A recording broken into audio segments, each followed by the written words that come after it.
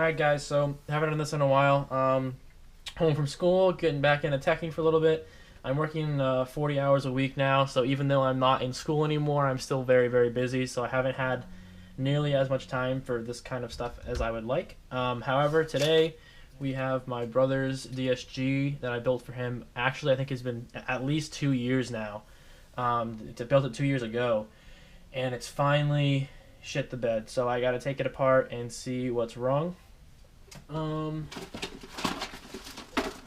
of going along with the fact that I've been out of this for so long, I don't remember exactly what was wrong when it actually failed because it happened a while ago. I'm just getting around and fixing it now. I believe I thought it had something to do along the lines of a strip piston. However, I don't even remember if that was accurate anymore, so I'm just kind of going to open it up and see what we find. Now it's a JG, so I could have swivel the top, but I'm just taking the receivers apart anyway, so I'll take both of those pins out.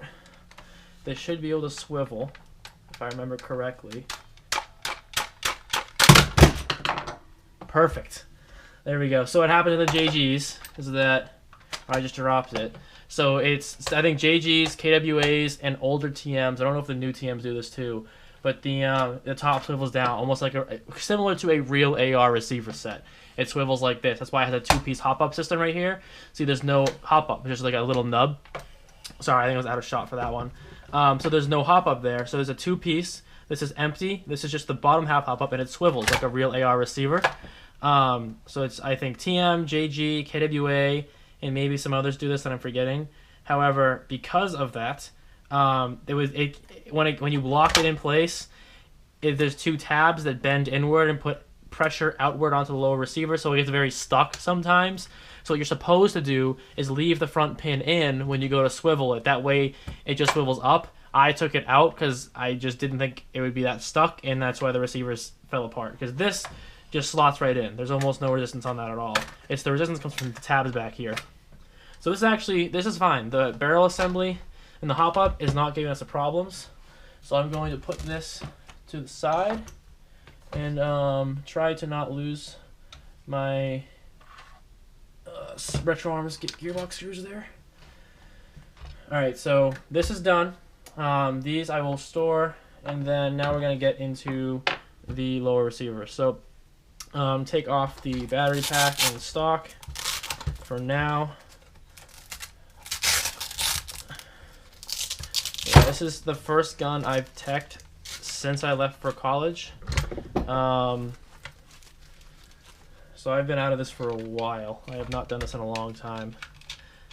I finally recorded a podcast with Ryan again after so long of us telling ourselves we were going to do it and never really did. It's just, you're a lot busier than you realize when you actually go to college and have a job and start working. You have all these expectations for how you're going to spend your time, and then realize that you just don't have the time, or when you finally do have it, you don't feel like doing work, essentially. Alright, so we're going to take this. Actually, I'm going to take the hop off first before I forget. So, again, this is a two-piece hop-up design. So there are two screws, one here and one here, that are on the lower half of the hop-up. So we're going to take those out real quick. And you can actually modify these bodies to accept, I'll call them standard one-piece hop-ups for M4s. With a Dremel tool, you just cut out a little slot in the lower receiver where the hop-up would normally go and give it a little bit of variance so that the spring, or if you use O-rings in the hop-up, can compress it against the gearbox shell.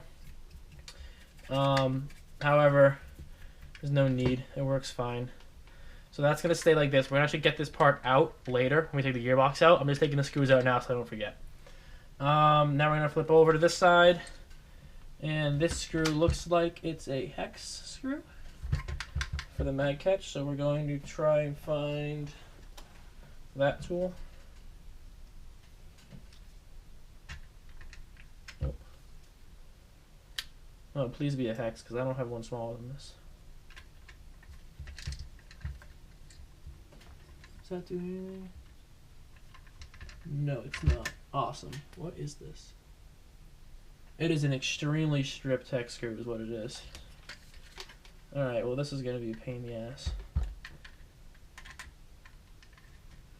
So this screw is just very, very stripped, so I'm actually trying to put pressure on the side of the screw and bend the whole thing. I don't know if this is working. Oh, it is working a little bit. It's going to take me forever to get this screw out. I'm probably going to look for a replacement and not put the screw back in the gun because this is just going to cause a future headache for me. That's one thing too a lot of people don't know how to do when you're getting into airsoft. It's not specific to airsoft, it's just like mechanical work in general, is that if you go down to your local hardware store, whether it be like a Sherwin-Williams, a Lowe's, a Home Depot, they're going to have a section that's just all like hardware, including screws. Like just yesterday, I went down to my local hardware store. It wasn't even a big one. It was just like a local small business hardware store. And I needed to replace the stock screws on my D-Boy Scar. Now, if anyone owns that gun, you know that those screws get very loose very quickly, and they will not stay, they strip and they don't stay tight. So your stock is extremely loose on the gun. And I brought one of the screws down to the store. I sized it with a bolt, so I just took the screw and tried a bunch of different bolts on it and found one that finally fit. And then I used that bolt and tested other screws at the store to find a screw that was the same size, or same threads rather, as the one that I was on the Scar. And then once I found the right type of screw, I just found one that was the right length, and voila, I replaced all the screws on my Scar. They no longer have stripped threads, and they are extremely tight, and I don't get any more problems. So I'm going to see if I can just twist this out now. There we go. Alright, so I got the mag catch out. That was very annoying. So yeah, if you have a stripped screw somewhere in your gun, don't put it back in. Take the extra day, go down to the hardware store, and find a replacement, because you're just going to create a headache for yourself whenever you have to open your gun up next. Because if you're in airsoft teching, you know, once you close that gun, it's never closed for good. It always gets opened again.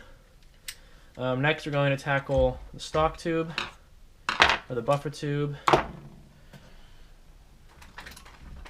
So for these, for M4s, you're going to need a really long Phillips head screwdriver. And you're also going to really need to try and find out where that stupid screw is down there, because you're kind of just throwing shots in the dark as to where it is. So I might actually get up for a second and look through the, with one of my lights and try to find it at a good angle. Just so I can get this thing fixed. Yeah, this is a very awkward screw to take care of. So once you got it locked into place, it's just a very long screwdriver that you got to put down. Now again, so this gun's obviously rear wire. You can see there's a homemade MOSFET actually. That's why it's kind of big and not as clean. It was just a quick job that I did for cheap. So now this is done. So what I like to do is get the screw and washer out first before I pull the wires out too far, because everything just kind of gets stuck inside if you don't do it that way. However, sometimes you have to work around what you got. And now again, my MOSFET's in a position where it's actually that's what's blocking the screw and the buffer from coming out. So I'm going to try and poke them out with my screwdriver a little bit.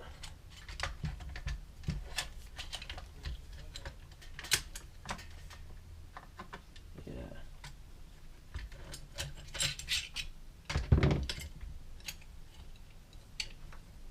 So mine's actually right on the very, very edge. It's just that the MOSFET is like the perfect length where it's inhibiting this from coming off. There we go. So we got those out, and then this actually came off too. Next, that's perfect. It's just the stock adapter. I mean, the sling adapter. Now we can slide the buffer tube off. Just thread the wires through. If you have any sharp edges like I do when I cut it, just be wary. You don't want to get the wires caught on that. Alright, once you pull those through, now you have your gun. Actually, I got most of the outside taken apart now. So I'm going to bring this back into view in 1 second. So I can separate. I'll put this to the side. Put all these parts, keep them together so I know where they are. But I want to give myself as much room as I can for the internals and actually taking it apart.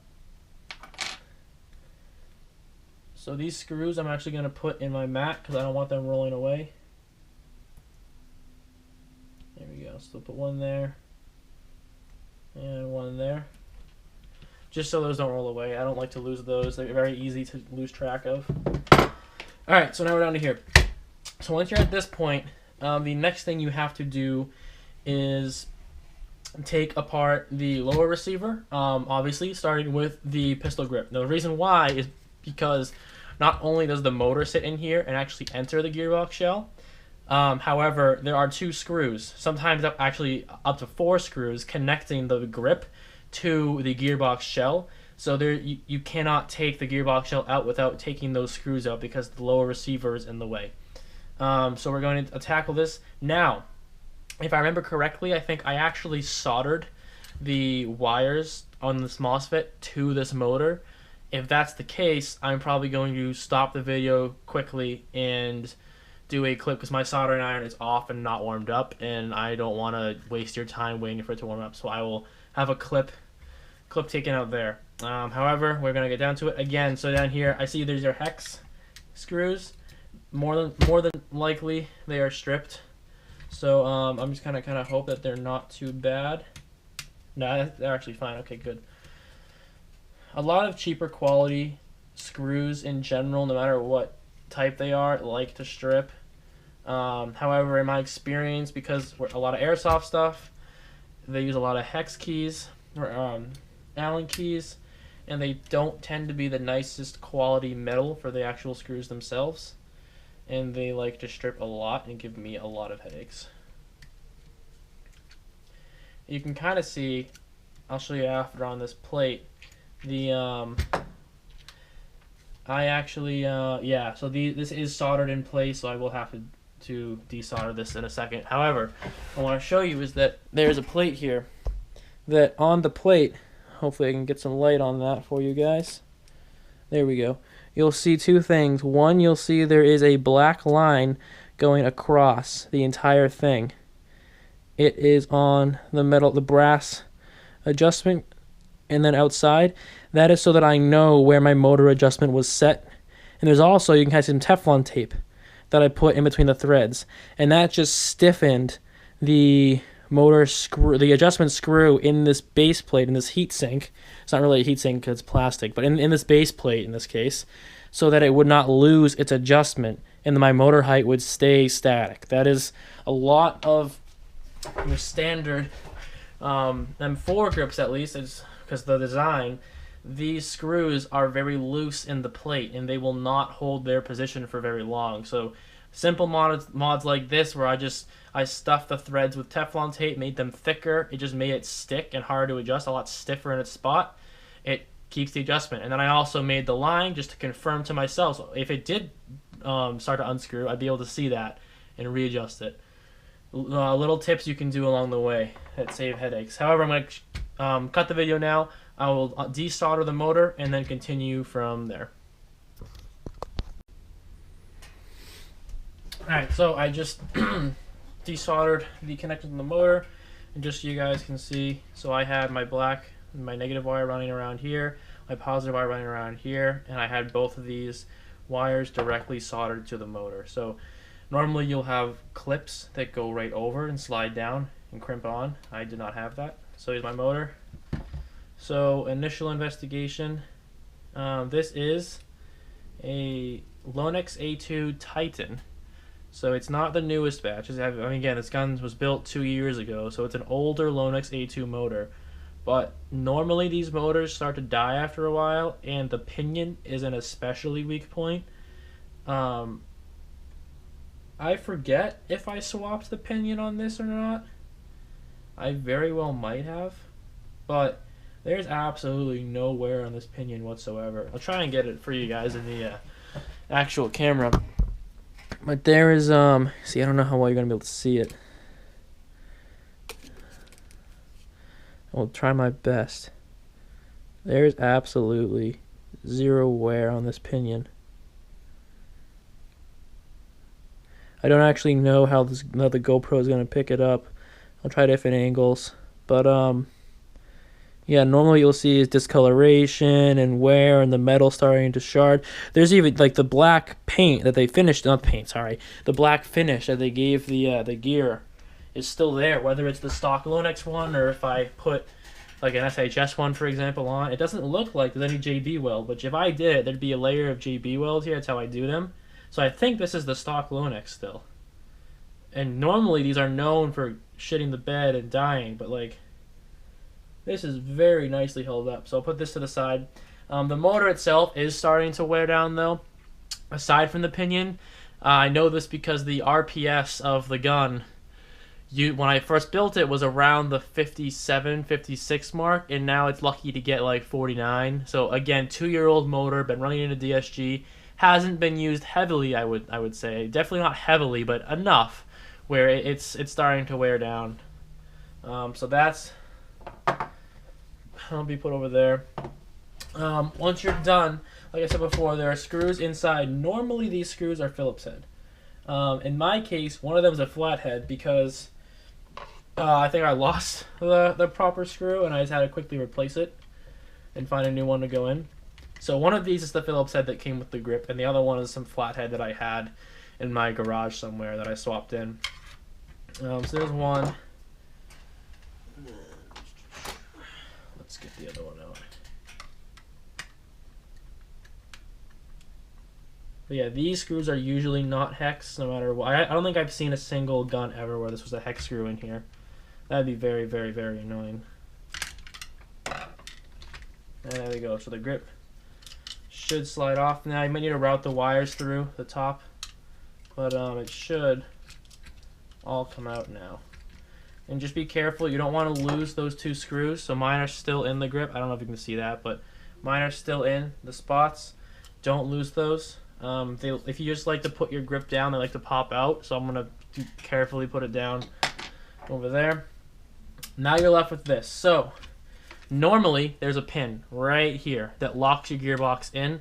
This gun, that pin was removed. My brother lost it a long time ago. We found the replacement, but it was like, it wasn't very, it didn't fit too well. It fit very loosely in this combination of lower receiver and mech box, so we just got rid of it. You technically don't need that pin for the gun to align and work properly. However, putting the pin in can't hurt, and more often than not, if you take the pin that came with the gun and it can't go in that spot, something is misaligned. So I don't recommend removing the pin, but if you lose it, for example, it's not the end of the world. Because that's not there, this gearbox should pop out. And the other thing I want to mention is because this gearbox is popping out already, this actually, the lower hop up, this fell out as well. Normally, you get to this point, take this pin out, raise the gearbox up, and then remove this piece from here, but mine fell out because my gearbox is loose already. So I'm going to take this. At this point, you can also remove the mock bolt catch. Usually I'll do that after. So I'm going to work this around and get this gearbox out. Then actually this wants to stay in there, so I'll leave that in there. Then just thread the wires through. You don't need to take apart the selector switch unless it's giving you problems. This one's very stiff still. I'm not going to touch it. So now this receiver can go to the side. And now we get to the part which I'm assuming any of you who are watching this video came to see, which is the actual DSG gearbox itself. So this is a very old gearbox. There should be things wrong with it on the inside. It's not working, so we gotta figure that out. But here we go. Start figuring this thing out. So JG uses Torx screws on their gearbox shells. I forgot about that until I just opened this up, which means I have a very small Torx bit, but I have to go find it now because I don't use it for anything else.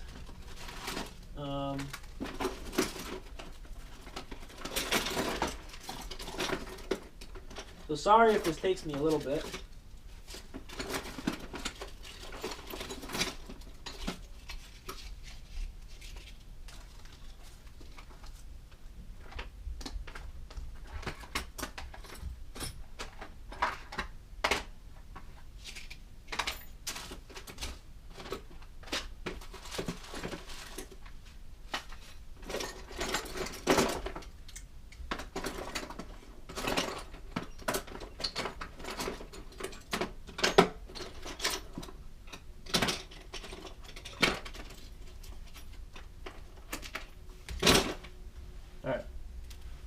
Found it. Yeah, so I have. It's actually a screw bit for a drill, and I just never bought the drill. I just bought the bit because I just needed a torque screw really quickly one day. However, here we go. It's a T8. That's what JG gearboxes, at least this is what they used to use. I don't know if they ever changed. But gearbox screws I will keep all together. This will take a bit. I'm just literally unscrewing the gearbox screws. Try to talk a little bit while I do this. So the specs for this gun, when it was first built, it was shooting 300 to it shot 330 FPS. The seal has declined a little bit, and then it also shot 56 rounds per second. It is a fairly stock gun, actually. I changed very little inside here. I gave it some different bushings because JG gearbox shell and bushing combo is very tight on most gears. It makes it very hard to shim. I added a core SP160 spring, which is an old. I don't make those anymore. It's an old spring.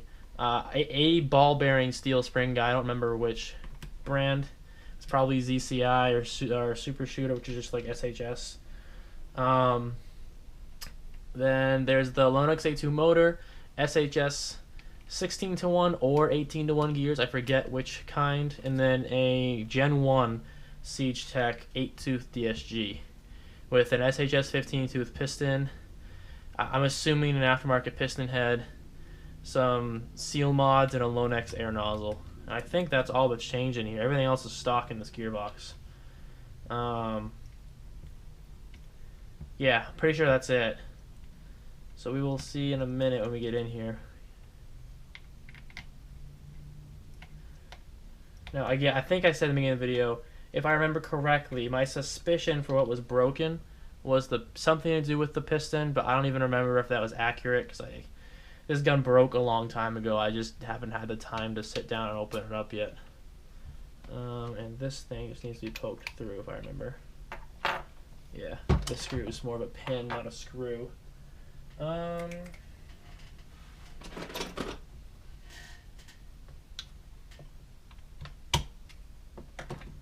we go. Okay. So at this point, this is very, very critical. At the back of the gearbox, because there's a very stiff spring in here, there's a hole that goes right through to the spring guide. What I'm going to do is I'm going to place this. This is essentially a punch. It was a pair of nose pliers, but it broke. I converted it into a punch. Place this inside, and I'm going to use that to hold the gearbox shell. I'm going to downward pressure. I'm going to tilt this up, and I'm going to hold everything down from popping off. Then I'm going to slowly pry this open, and I can just lift the top off, and then put my hand over and take the spring out. And that's the proper way. So use all that old grease in there. It's the proper way of relieving the stress on the system. So the good thing that I can see is it looks like none of the gears are stripped, unless the bevel's hiding. Nope, awesome. None of the gears are stripped. That's the important part. The tappet plate does not look broken, which is very important, because those are annoying to modify. Which means, I'm assuming the piston is the culprit, but I will have to, this is an old, if I remember correctly, this is a very old piston that I slid like a hack Swiss cheese job on. It doesn't look broken.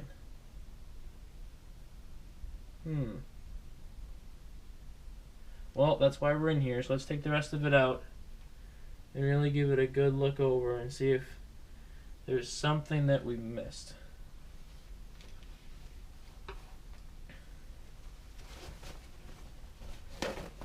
So I'm probably going to remove everything and start cleaning it out. This is disgusting. There's so much dirt in here, and I wonder why the seal gave way. But yeah, so it was a ZCI spring guide. I can tell by the look of it, by the two prongs on the end. So ZCI spring guide, core SP160 spring, an SHS gear set. Usually the spur has the ratio on it, so I'll check it. Stock cylinder, completely stock cylinder assembly with a Lonux air nozzle. Siege Tech Gen 1, no, Gen 2, I lied. This is a Siege Tech Gen 2 8-tooth DSG.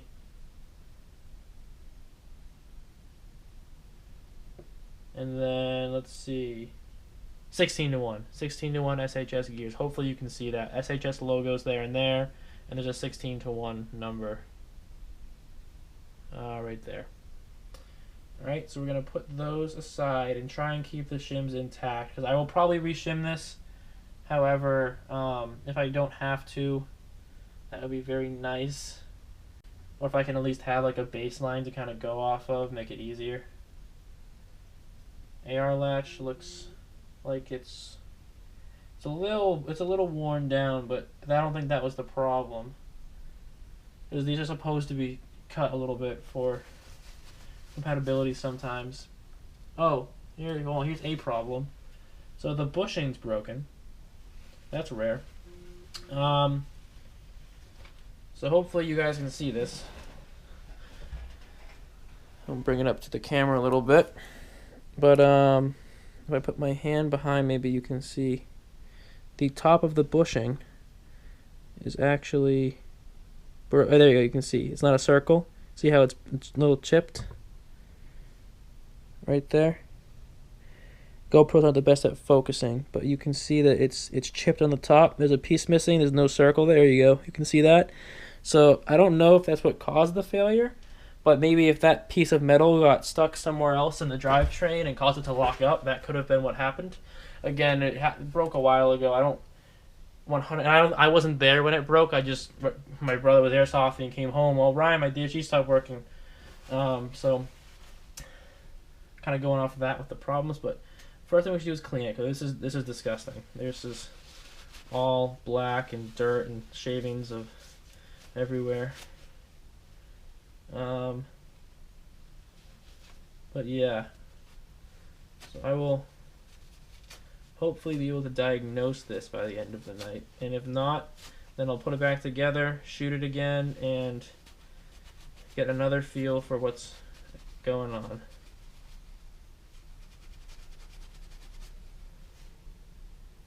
Something you want to check for too is that sometimes these piston tracks can wear down and widen, and if these piston tracks widen too much, the piston can actually swivel in its place, and if it swivels, see the teeth here?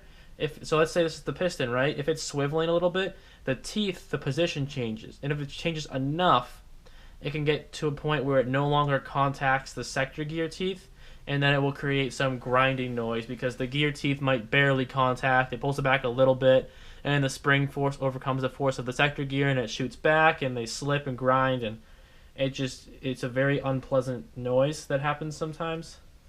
So that could have even been it too.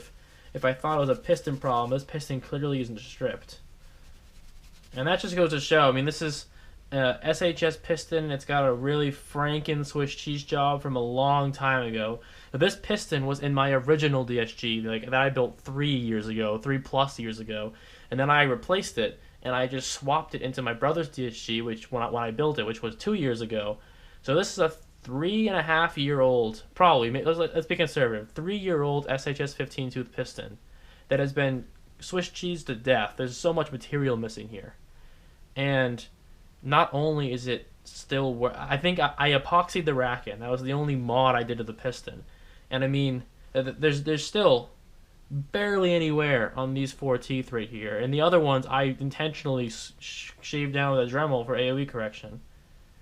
So I mean, like, there is some wear on the piston body, but for over 3 years of $15 piston in 2 separate guns that were shooting over 50 rounds a second, this is absolutely insane in terms of quality or price to performance quality. Alright, so let's clean the rest of this stuff up. Now, unfortunately, I was kind of hoping the piston actually did break, because then I would know what the problem was, but since it didn't, I may have to put the gun back together and test fire, or at least the gearbox back together and test fire it, and see if I can diagnose the issue.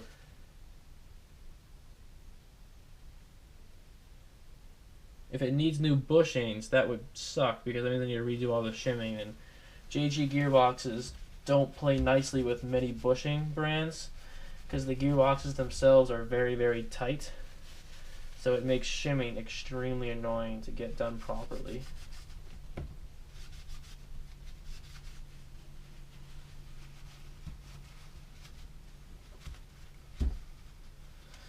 Okay.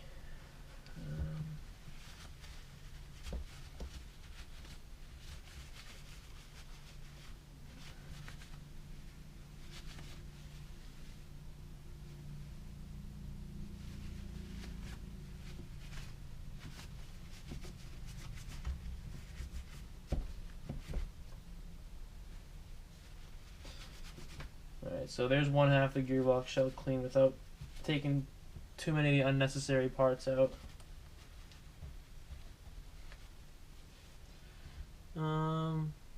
Yep, the wires don't look like they're being eaten into.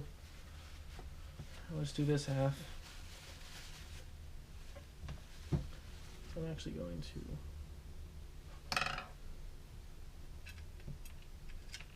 so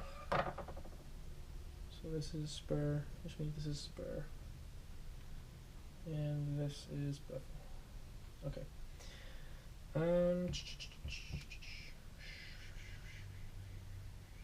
Yeah, so that goes like that. Means that this goes like there, and that goes here. Okay.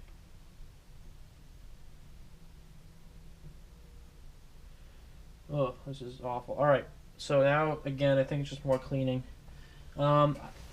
Unfortunately, I don't see like a glaringly obvious problem with the gearbox.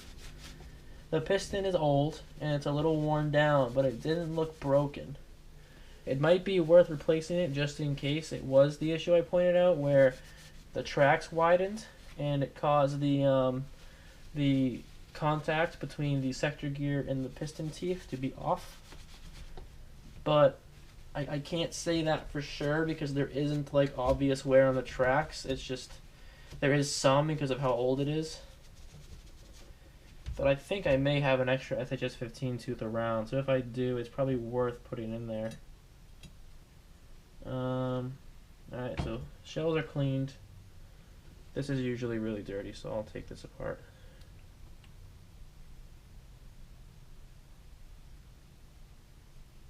Yeah, okay.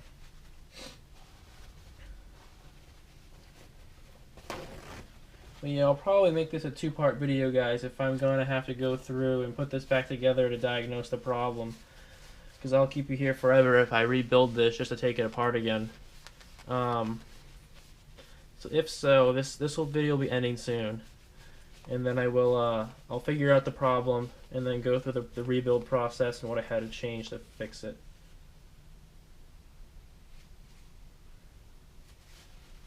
Alright, well that's probably about it. I'm just going to clean the cylinder off. Nothing's broken, which I'm surprised, except for that one bushing. That one bushing I will end up replacing. Leave to the side. So there's the one bushing that chipped. I will replace that. However, the rest of this looks very solid. I'm surprised, not necessarily in a good way, because this means I don't know what's wrong with the gun. I mean, there's no wear on the bevel, which is usually you find wear here. There's no wear on the pinion. That means that the shimming, in terms of the pinion to bevel, was spot on. If this gun lasted 2 years at 56 rounds a second and there's no wear on the pinion or bevel, that's just a proper shim job. The spur has some wear on the top, and not necessarily wear, more like skid marks, which means that the spur in the sector height is probably a little bit too close. I should probably add another shim, but because it's a JG gearbox, I don't think I have the room to add another shim, which is probably why I had it like the tiniest bit too low. The tappet plate's fine, tappet plate spring's fine, air nozzle doesn't look cracked, the O-ring looks fine on it. I can clean that out actually, I should clean that out actually, but the AOE correction in here is fine. The cylinder isn't. Sorry, sometimes these cylinders, the stock ones, or it's a nylon body and a brass tube. The brass tube, we start to get unseated and move around. This is still solid and in place. The only thing I can think of is this piston body. That's legitimately it. But I mean, the teeth aren't worn down, so it's not the teeth. The only thing it could be is if the piston tracks have widened, which they are worn. It's hard to pinpoint on the camera, but these tracks right here, they are widened out and worn down. So I'm just gonna probably have to assume that that is what did it. Which means that when I rebuild the gun, I will throw a new piston in. I will rebuild the gun and I will test it, and it's either going to shoot or I'm going to still have a problem, at which point I will be able to diagnose the issue, because then I eliminate the piston as a possibility and I go from there. That's going to be my course of action. I'm going to end this video now, and part 2 will be me swapping in the new piston, rebuilding it, test firing it, and seeing if a problem persists. Thank you guys for watching, and I hope that I entertained you, that you were looking for some entertainment or some teching time to pass. I'm sorry I've been gone for so long. I've been off forums I've been administering the forum, but not really commenting on it. I haven't been doing any teching of my own. Actually, I have, if I can pan the camera over, I have 1, 2, 3, 4, 5, 6, 7, 8, 9 guns to build, not including this one. And of those 9 guns, I might send 2 of them to Ryan Spurlock, because one, I can't do 9 guns in the time that I have over the summer before I go to school, and 2, he's been looking for ideas to put on his channel, so I might give him some of my my more fancy, high-end builds so he can play around with them and have some motivation like I have right now. Alright guys, that'll be it. I'm going to stop rambling now, and I will see you next time.